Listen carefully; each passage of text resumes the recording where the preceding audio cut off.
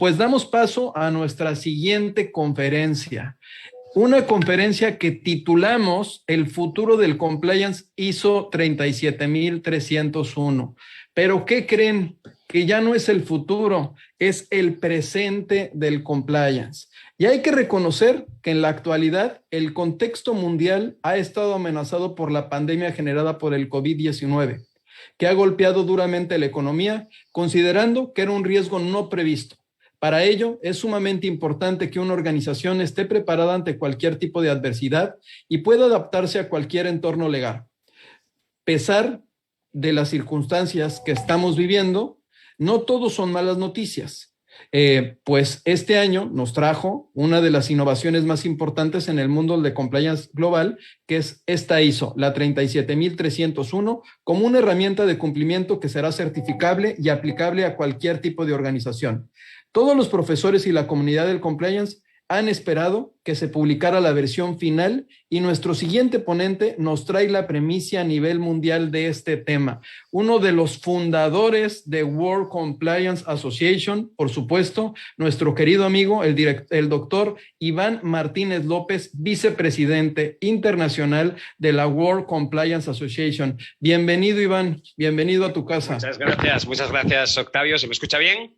Se te escucha perfecto. Bueno, gracias a vosotros por invitarme. Ya sabéis el peligro que tengo, ¿eh? Ya sabéis el peligro que tengo y es invitarme. Voy a aprovechar, si me permite, solo un segundito, Octavio, a felicitar a la República Dominicana por las excelentes iniciativas en materia de compliance público que creo que son muy importantes para el país. Brevemente también para agradecerte personalmente, Octavio, y a toda la junta directiva del equipo del recién nombrada, además, el excelente esfuerzo y trabajo que venís realizando también con el excelente apoyo de Mónica. Desde luego también a la Fiscalía Especializada en Combate a la Corrupción, que ha participado intensamente en este evento, por invitarme a soportarme los próximos 30 minutos. Más estoy muy nervioso, ya ha dado a luz, ¿verdad? Yo llevo un año, como muchos ya me conocéis de otras charlas, trabajando. Tuve el privilegio de trabajar ya desde la fase de construcción con esta norma y finalmente ayer nació, como había anunciado ya hace algunas semanas, el 13 de abril, iba a llegar al mundo ya la versión definitiva de esta norma. Fíjate, en las previas conferencias que daba sobre esta cuestión decía bienvenidas al futuro, o bienvenidos al futuro. Ya podemos decir bienvenidos al presente, ¿verdad? Bienvenidas al presente. Yo creo que es un momento especial. Me pasó ya en su día con ISO 37001, que también hace ya desde el 2015, aunque se publicó en 2016, tuve la oportunidad de participar desde su fase de construcción y ha sido, yo creo que más de 400 o 500 proyectos en este año. Ya anuncié que iba a ser una norma muy importante. Y si 37001 iba a ser una norma muy importante en la referencia del compliance anticorrupción, yo creo que esta lo va a ser muchísimo más.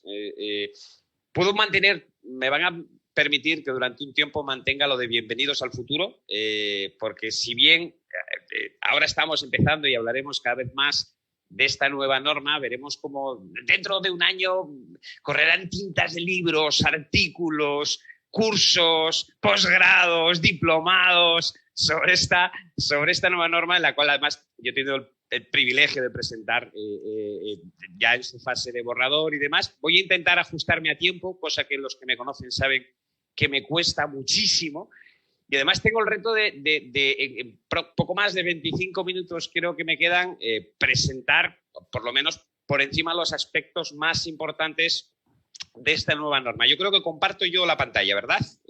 Octavio, sí, por favor, Iván. Y de hecho, el tiempo lo dejamos en ese para que calientes motores, porque la intención, obviamente, pues es que se abra un encuentro con playas de los que estamos haciendo, que le llamamos weekly, que es semanal, en el cual ya estás invitado para que seas de nuestros principales promotores de esto, porque ahí va a dar tiempo. Es que esta norma, yo creo que tiene tantos matices y tan ricos. Yo además he tenido durante un año, hay quien dice que me han salido canas de entender los matices y tan importantes, que cada uno de los apartados daría para horas y horas y horas. Y claro, y luego además en la realidad de cada organización, por ejemplo, acabamos de ver un ministerio con una importante iniciativa, nada tiene que ver la hora de diseñar o estructurar un programa de cumplimiento con un ministerio, con una organización privada, con una multinacional, con una que opera en un sector regulado, son realidades muy diferentes y, claro, a la hora de estructurar un programa de cumplimiento son muy diferentes. A mí siempre me gusta hacer una reflexión que comparto últimamente en mis charlas sobre una de las grandes cuestiones que viene a solucionar esta nueva norma, ¿verdad? ¿Qué es cumplimiento? ¿Qué es tener un programa de cumplimiento? Yo, en mis últimos años, evaluando, diseñando programas de cumplimiento, me encontraba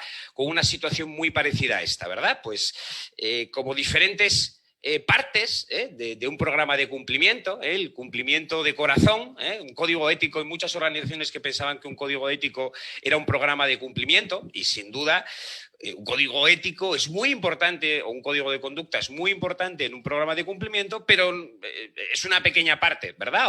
O personas que pensaban que una sólida gestión de riesgos era ya todo un programa de cumplimiento, o una política, o un canal de denuncias, ¿verdad? O también teníamos lo que yo llamo el compliance fantasma, ¿verdad? El que dice que tiene pero luego no tiene nada, o el cumplimiento o compliance Pinocho, teníamos todo este tipo de situaciones. Es decir, parecía que no había unas reglas muy claras o estructurales de los elementos mínimos que debe de tener un programa de cumplimiento. Por eso, cuando abordo esta norma, yo utilizo este símil, ¿verdad? Y además lo utilizo para terminar de convencer a los pocos críticos y cada vez menos que quedan ya frente a la relevancia que tienen las normas ISO en el mundo del cumplimiento.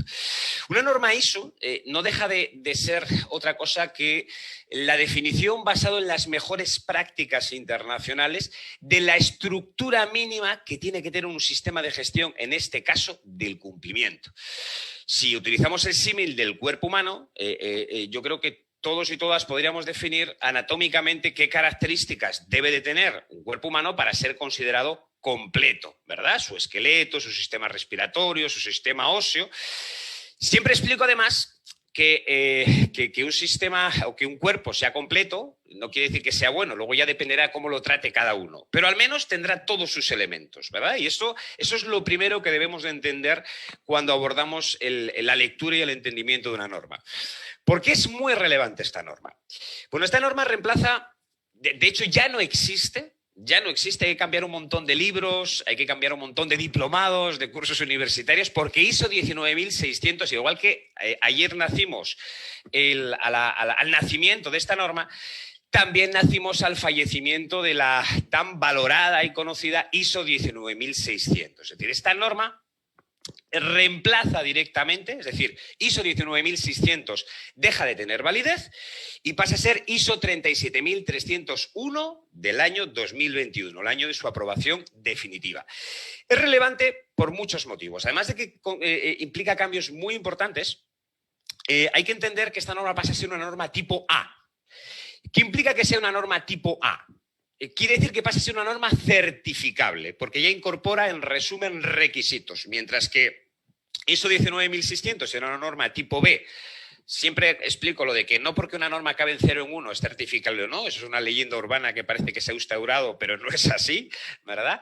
Las normas son certificables o no en base a que contengan requisitos o no contengan requisitos. Si contienen requisitos, pueden ser sometidas a una evaluación de tercera parte para evaluar o determinar si el sistema de gestión del cumplimiento, en este caso de la organización, cumple con los requisitos al menos establecidos por la norma. Con lo cual pasa a ser una norma certificable de forma oficial, cosa que por muchos que se empeñaran, ISO 19600 no era una norma oficialmente certificable.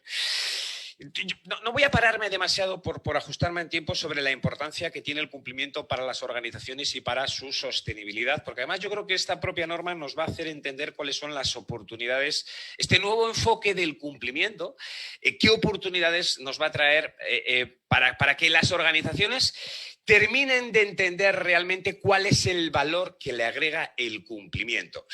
Esta norma, lógicamente, se construye bajo el principio del liderazgo, de la gobernanza y de la cultura, pero bajo esos principios fundamentales de entrada de la integridad, de la buena gobernanza, del buen gobierno, de la proporcionalidad. Siempre es importante entender que estamos hablando de una norma que es exactamente igual de aplicable para una multinacional que para una pequeña pyme, con lo cual debemos entender el propio principio de proporcionalidad que tenemos establecido en la norma. Opera sobre el principio de la transparencia, de la responsabilidad y de la sostenibilidad. Este gráfico simboliza en resumen lo que la propia norma indica, que luego lo vamos a ver con un poquito más de detalle, de cuáles son los elementos comunes, mínimos y generales que deberían de abordarse desde un sistema de gestión del compliance, o es un sistema de gestión del cumplimiento. Por ir entrando un poquito más en materia, es importante destacar que esta norma, ahí tienen la foto de la portada de la norma, ya en su versión definitiva, es aplicable a cualquier tipo de organización, pública, privada, pequeña, grande, con ánimo de lucro, sin ánimo de lucro, lo cual es una oportunidad y asimismo es un reto. La norma, como aquellos que estuvieran familiarizados ya a trabajar con ISO 37001, por ejemplo, está estructurada en dos partes. Una primera parte donde tenemos propiamente lo que es la norma, ¿verdad? Lo que son los requisitos de la norma, y un anexo, el anexo A, donde establece una serie de recomendaciones no mandatorias, no obligatorias. Son guías de aplicación y recomendaciones que se puedan utilizar o no. El primer aspecto relevante tiene que ver, y es quizá en la sesión de hoy en el aspecto que más me voy a parar, porque es el aspecto, uno de las principales diferencias y que más de cabeza van a traer los profesionales del cumplimiento y a las propias organizaciones, tiene que ver con el apartado del contexto. El apartado 4 de la norma es como en anteriores normas, pero en esta mucho más, la correcta identificación o el diagnóstico de la realidad que afecta a la organización, con qué terceros se relaciona, qué tipo de relaciones, qué tipo de actividad realiza, en las localizaciones donde la realiza, es muy relevante. Pero hay un apartado especialmente relevante que tiene que ver con la identificación y la evaluación del impacto de las obligaciones de cumplimiento. Fíjense, estamos hablando de una norma que se llama Sistemas de Gestión del Cumplimiento. ¿Pero del cumplimiento de qué? ¿Del cumplimiento de qué? Pues fíjense, cuando hablábamos de 37001, estábamos hablando de sistemas de gestión antisoborno. Si bien se podían ampliar otros tipos de corrupción, tal y como describía en su propio objeto y campo de aplicación la norma, en este caso estamos hablando de cumplimiento. Pero, Octavio, ¿cumplimiento de qué? ¿Verdad? ¿Qué tipo de cumplimientos? Lo primero que debemos de pararnos a pensar, y es una de las grandes oportunidades de agregar valor y de aportar valor para los profesionales y las profesionales del cumplimiento, es el cumplimiento es solo para prevenir delitos penales o es solo para prevenir la corrupción. Que sin duda, ven que ahí les traigo al monstruo de la corrupción, ¿verdad? Ese monstruo verde que es feísimo, que es el monstruo de la corrupción. Pero la pregunta que nos debemos de hacer, si bien es un monstruo muy feo y muy amenazador para las organizaciones, la pregunta ¿es el único monstruo que amenaza a su organización? ¿Verdad? ¿Es la única amenaza real? O incluso a veces, aunque pueda sonar feo, ¿es la mayor amenaza que afronta su organización? Porque claro, hay muchísimas organizaciones que afrontan amenazas o monstruos muy feos, ¿verdad? Que tienen que ver con los conflictos de intereses, con el fraude interno, con el compliance tributario, con la ética, ¿verdad? Con las prácticas anticompetitivas, con el lavado de activos, con la información financiera, con el fraude interno, con los riesgos ambientales, con los riesgos sociales o de derechos humanos.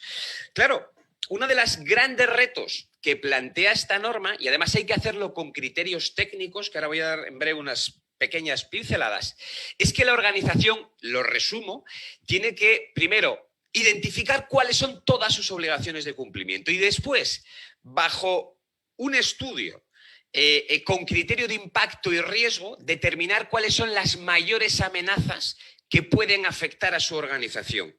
Para, en base a eso, determinar los límites y aplicabilidad, es decir, el alcance del programa de cumplimiento. Con lo cual, esto va a ser uno de los grandes retos. Es decir, ¿a qué monstruos o de qué monstruos me va a proteger mi programa de cumplimiento? Porque claro que el monstruo de la corrupción puede dar mucho miedo a una organización, pero imagínense que yo soy una entidad que opera en un sector regulado, en un mercado regulado. Y, por ejemplo, soy una entidad bancaria, por poner un ejemplo sencillo, y me retira mi licencia bancaria de operación. Ese monstruo, convendrán conmigo, que también da mucho miedo. Ese monstruo, convendrán conmigo, que también es grande y es feo, ¿verdad? Con lo cual habrá que determinar, y esta es una de las oportunidades del cumplimiento, si la entendemos bien, es ser capaces de identificar cuáles son las mayores amenazas de una organización para diseñar y estructurar un sistema de protección real que garantice la sostenibilidad de la organización. Porque claro, La norma nos dice que hay que identificar todas las obligaciones de cumplimiento. Y claro, las obligaciones de cumplimiento de una organización son enormes. Pasemos por un lado por los requisitos legales u obligatorios, leyes, regulaciones, permisos, licencias, autorizaciones, sentencias, jurisprudencia, y además luego les podemos sumar o tenemos que considerar los requisitos voluntarios que establece la organización propio, producto de sus propios códigos éticos, de sus acuerdos con grupos comunitarios, con otro tipo de normas que voluntariamente desea adquirir, con lo cual, fíjense, estamos hablando de un proceso grande, muy grande, complejo, es una norma mucho más compleja que además la norma nos dice, oiga, usted tiene que hacer una identificación sistemática que además tiene que tener documentada de la evaluación de sus obligaciones de cumplimiento y de su evaluación de impacto en sus actividades, productos y servicios. Además tiene que tener un proceso establecido para realizar todo esto. Claro, esto nos genera lo que yo llamo el gran problema de las obligaciones de cumplimiento y de cómo determinar el alcance. Este gráfico explica un poquito cómo debéis o cómo se debe abordar este problema de una forma coherente, partiendo del contexto de la organización, partiendo de la identificación de fuentes para identificar el marco legal obligatorio y voluntario. Y lo que yo aconsejo que es el determinar las cajas o las áreas de cumplimiento, para después hacer una estrategia de análisis de riesgo y relevancia para priorizar cuáles de mis obligaciones de cumplimiento o monstruos o amenazas voy a incluir dentro de mi programa de cumplimiento y, por lo tanto, poder determinar el alcance. Consejo. El año pasado impartí algún webinar sobre la ISO 31022, gestión del riesgo legal, que yo dije, yo sé que es muy aburrido, pero recuerden que esta norma va a ser muy importante para la nueva ISO 37301. ¿Por qué? Esta norma nos da algunas recomendaciones de cómo hacer este proceso de identificación y evaluación de las obligaciones de cumplimiento de la organización con criterios técnicos. Especialmente les recomiendo revisar ISO 31022, revisando los anexos B, C y D. Les dará un consejo muy práctico de cómo abordar esa estrategia, donde yo aquí además se la simplifico. Además, esta estrategia que les presento aquí es muy parecida a la de riesgos, con lo cual a muchos de ustedes les resultará familiar, pero si se fijan, se modifican sensiblemente los criterios de análisis de relevancia de las obligaciones de cumplimiento, en las cuales además debemos de considerar la relevancia de partes interesadas.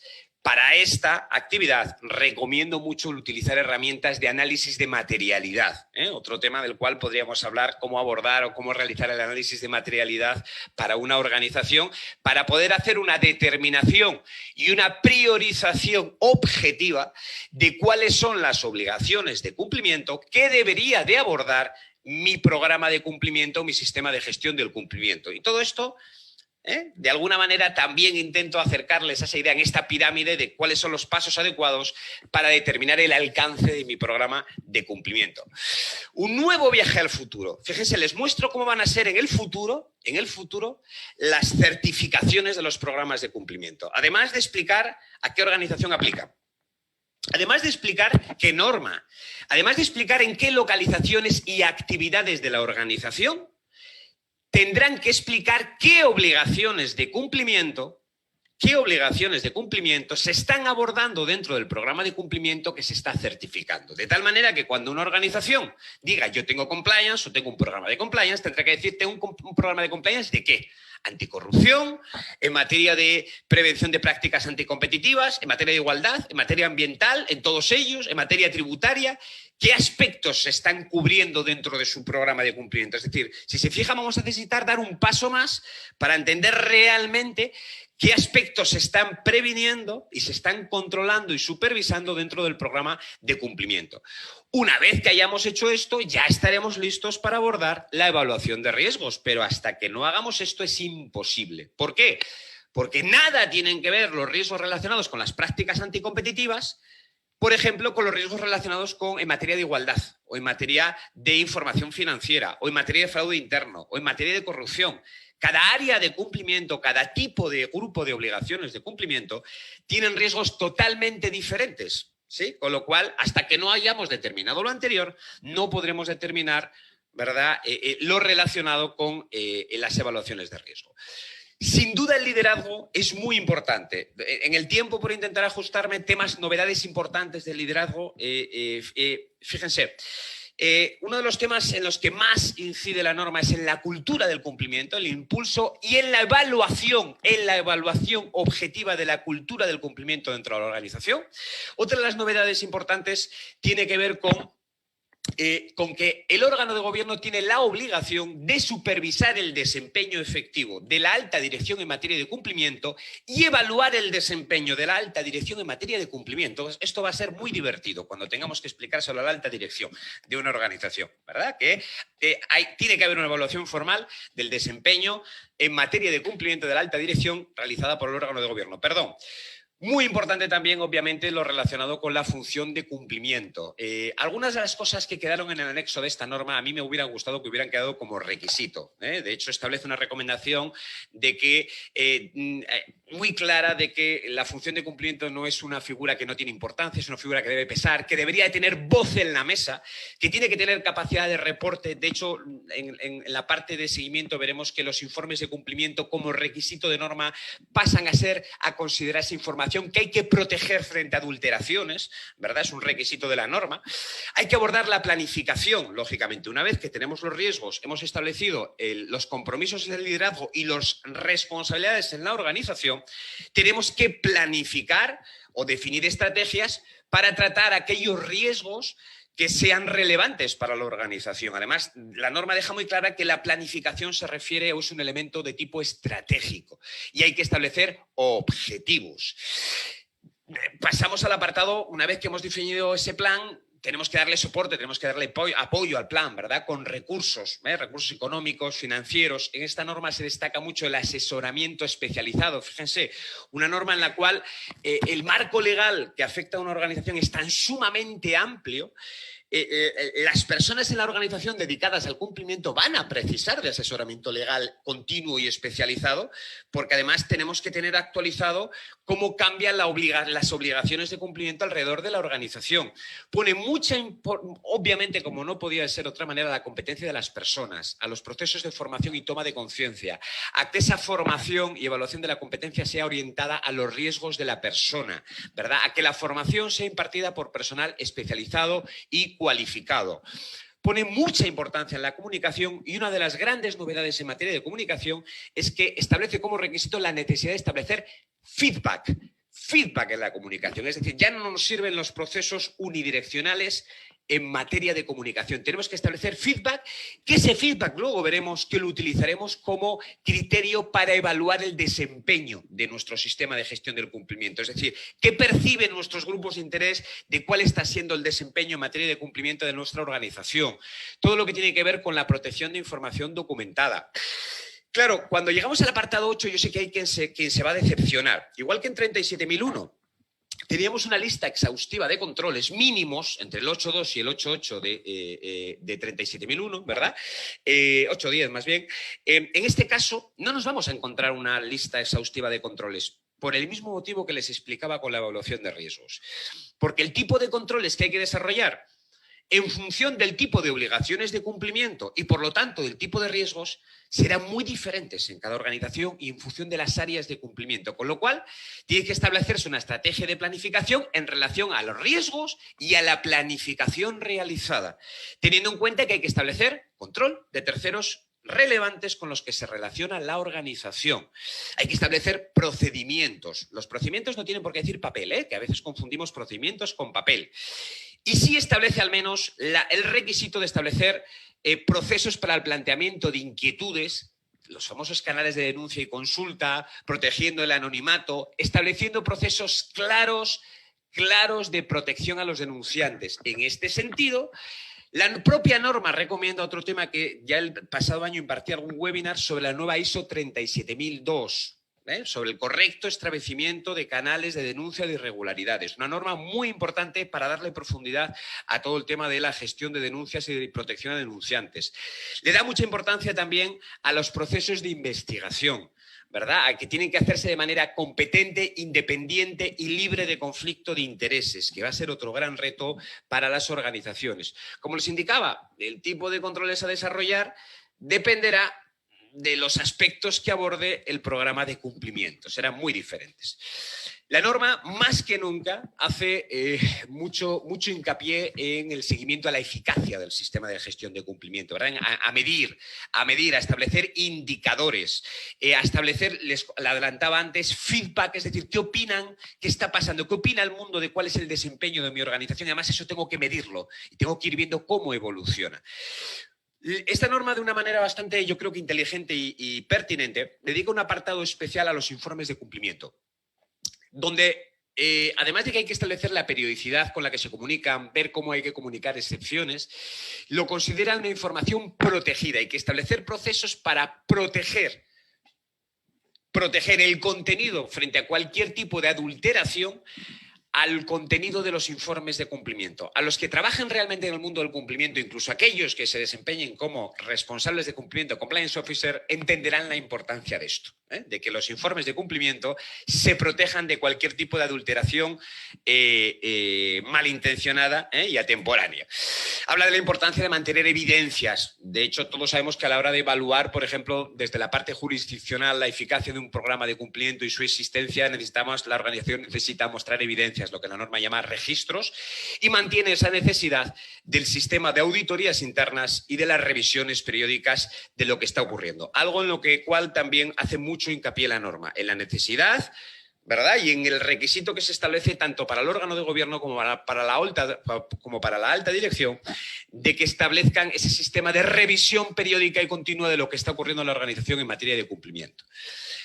Como toda norma, en este sentido, establece un requisito de mejora. Una de las grandes diferencias de esta norma es que establece una diferencia clara, que uno de los defectos de ISO 37001 entre no conformidad e incumplimiento son dos cuestiones muy diferentes. Una no conformidad es un incumplimiento de un requisito de la norma, por ejemplo, no impartir la formación planificada, y un incumplimiento tiene que ver con un incumplimiento de una obligación de cumplimiento. Por ejemplo, he detectado que tengo empleados que están pagando sobornos. ¿Verdad que la relevancia es bastante diferente? ¿Verdad?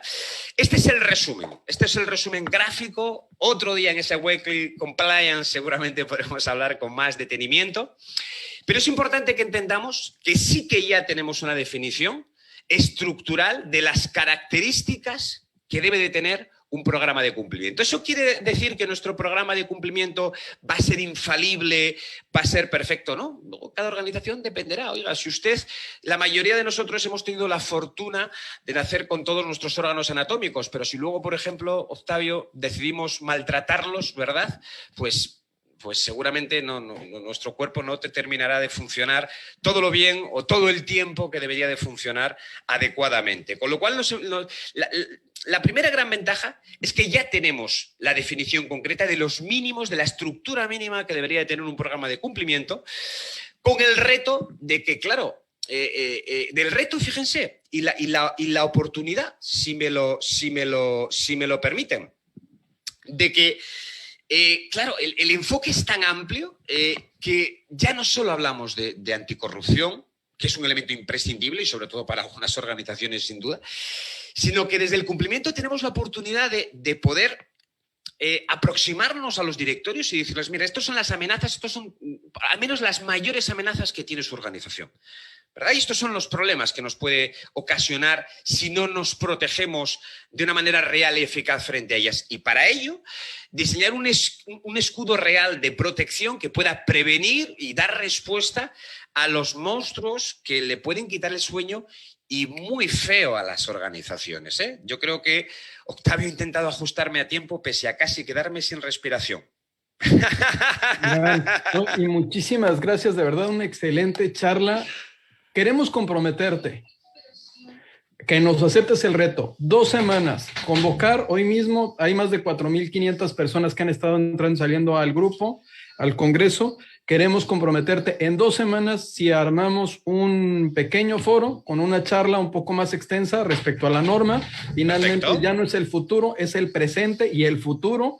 Entonces, pero voy a necesitar 40 o 50 horas, aviso. Pero creo que podemos empezar a generar cierta literatura, igual ya armamos un rol de charlas, si estás de acuerdo, ¿no? Por favor, además hay muchas dudas, hay muchas organizaciones. Bueno, yo tengo 37.000 o yo estaba con 37.001, ¿qué hago? ¿Cómo me afecta esto? No pasa nada, porque además es perfectamente integrable, incorporable, ¿verdad? Es decir, tiene muchísimos matices y fíjense, yo cuando hablemos de ello, cuando se quieran sentar con la norma, para mí lo más interesante es eso, es lo relativo a las obligaciones de cumplimiento, porque para mí es una oportunidad real para darle el protagonismo que se merece al cumplimiento en la protección de los intereses de la organización.